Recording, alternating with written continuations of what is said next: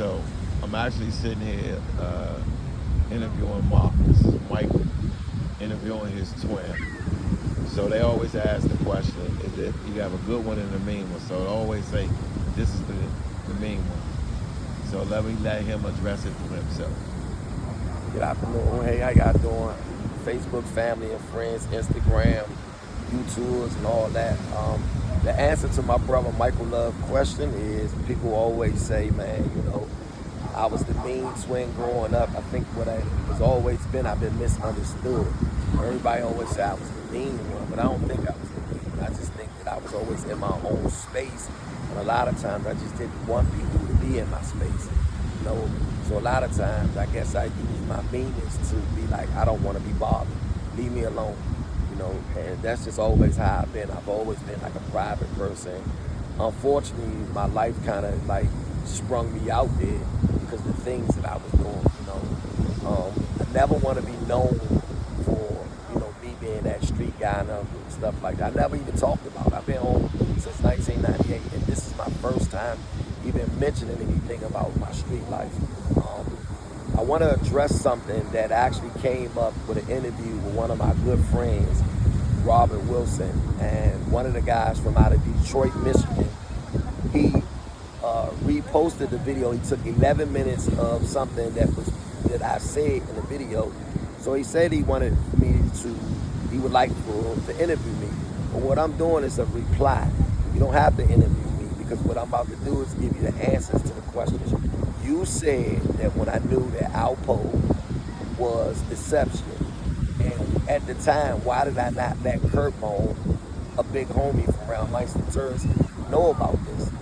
The story that I told you, Curt Bone Chambers was incarcerated.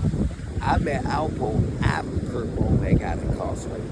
Him and I became to be friends after that Curt Bone had got incarcerated. And then another thing that you said also too was, well, how did we allow him to come around Langston? Well, actually came around Langston from an incident that he came to me and basically told me that he heard that I was going to rob him or, do something to him. And I told him, you can't believe everything that what you heard. And also, if I told him if I was on that type of time, I would have been robbed you. But that's never been me. And then also address what made me allow him to come around and just come around and do his thing. Yes, it was the prices. For what I was getting it for, it was so low that I don't think nobody else could beat the price. At the time, I was getting it for $13.5, and I'm selling them for $20. So I'm making a $1,600 profit off of each one. So, for you asking me, I think that the interview, I guess with these YouTubers and stuff like that, what you try to do is create controversy. Know that Curt Bone has always been a good friend of mine. So, we grew up with each other, man, basically from the sandbox. So one thing about Washington dudes, you could never divide us. Like I said before, I seen a little interview that you did with Lavelle. You try to, man, do that to our homie, but that could never work with me and none of my other homies that we grew up around Langston Terrace. It's a bond that we grow over the years. A lot of times people look at us as people that we want this attention. I care less about the attention, but I wanted to address what you try to put on a narrative out there about us. Okay, next question. You grew up in Washington, D.C. Well, back in the day, people don't realize minimum wage was, well, how much was minimum wage?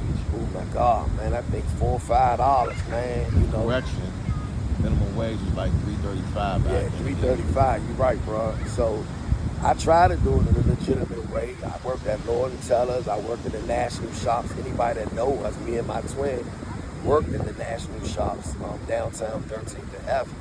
And at the time when I was about to have my first kid, bringing a kid into this world, and I barely could take care of me, so I know most definitely I didn't want to be a deadbeat dad. So I had to figure it out. And at that time, street shit was something that was, popular, and I knew that, I wasn't a dumb guy, so I know that I was always going to think it.